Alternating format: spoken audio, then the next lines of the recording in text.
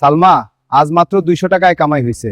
সুদে নেওয়া 10,000 টাকা এখন 30,000 হয়ে গেছে। তুমি এভাবে কতদিন চলবে? ছেলের বেতন দেওয়া হয়নি। জানি, কিন্তু কাজ পাচ্ছি না এখন। আমার বাপ দাদার জমি বন্ধক রেখে দিয়েছি ময়দে। জমি দলিল করে নিবে নিজের নামে। মনে হয় সর্বনাশ হয়ে গেল। এটা কি নীতি? 10,000 টাকা 30,000, এই যে অমানবিক অত্যাচার। আমার বাপ দাদার জমি বন্ধক রেখে দিয়েছি তার কাছে।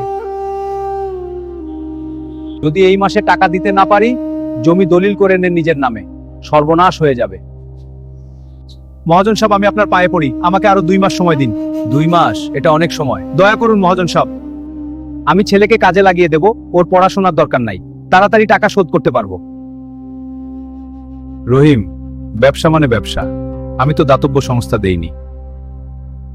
তোমার জমির দাম এখন 50,000 হবে, সুদে আসলে 30,000 হয়েছে। টাকা না দিতে পারলে জমি লিখে দাও। কিন্তু মহাজন, ওই জমিটাই আমার একমাত্র সম্পদ, সেখানেই আমার বাবা মা দাদারা শায়িত আছে, একটু দয়া করেন মহাজন। বেশি বকবক করো না, 7 দিনের মধ্যে টাকা দিবে, না হলে জমি আমার। এসব আবেগ টাবেগ আমার কাছে চলবে না। কাকা, আপনি কাঁদছেন কেন? কি সমস্যা? বাবা, তুমি কে? তোমাকে বলে কি হবে? আমার নাম অধিকার, আমি আইনজীবী এবং গরিবদের বিনামূল্যে আইনি সহায়তা দিই। আপনি বলুন, হয়তো আমি সাহায্য করতে পারি। বাবা, এখন বলো আমি কি করব? কাকা, যা হয়েছে সেটা সুদখোরি এবং অন্যায়। আমাদের দেশের আইন অনুযায়ী এই ধরনের চড়া সুদ নেওয়া অপরাধ। কিন্তু সাহেব তো খুব ক্ষমতাশালী মানুষ, তার বিরুদ্ধে কে কথা বলবে? আইন সবার জন্য সমান কাকা, ক্ষমতা থাকলেই কেউ আইনের ঊর্ধ্বে নয়। আপনি কি আমাকে বিশ্বাস করেন? তাহলে আসুন, আমরা সঠিক পথের প্রতিকার করব। তোমরা আবার এসেছো? আমি বলে দিয়েছি, টাকা না হলে জমি আমার।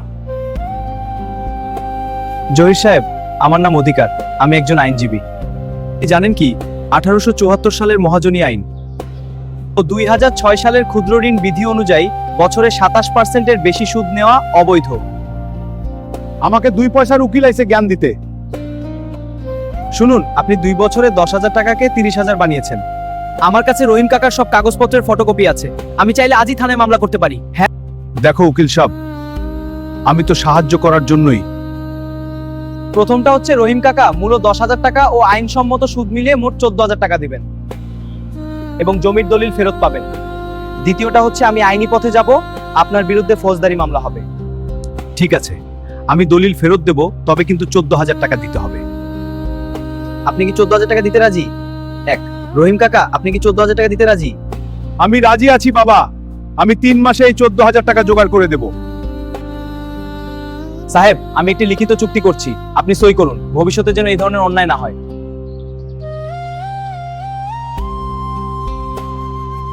আল্লাহর হাজার শুকরিয়া, আমরা আমাদের জমি ফেরত পেলাম। আল্লাহ তোমার ভালো করুক। বাবা, তুমি না থাকলে আমরা আজ রাস্তায় ভিখারি হতাম। তুমি আমাদের জীবন বাঁচিয়েছে। হ্যাঁ, এটা আমার কর্তব্য ছিল। কাকা, আমি শুধু আইনের পথ দেখিয়েছি। আপনারা দেখেছেন সমাজে অনেক জহির সাহেব আছেন যারা গরিবের দুর্বলতার সুযোগ নেয়। আর শিক্ষার কোনো বিকল্প নেই। আমি আমার ছেলেকে পড়াশোনা করাবো যাতে সে এসব বুঝতে পারে। ঠিক বলেছেন। মনে রাখবেন, অন্যায়ের বিরুদ্ধে প্রতিবাদ করা কোনো দুর্বলতা নয়। আর শিক্ষার কোনো বিকল্প নেই। আমি আমার ছেলেকে পড়াশোনা করাবো যাতে সে এসব বুঝতে পারে। ঠিক বলেছেন। যদি আমরা সবাই মিলে একসাথে দাঁড়াই, তাহলে কোনো অত্যাচারী আমাদের দাবিয়ে রাখতে পারবে না। সবাই একসাথে, ন্যায়ের পথে, সত্যের আমরা পথে। সবাই এক, আমরা সবাই এক।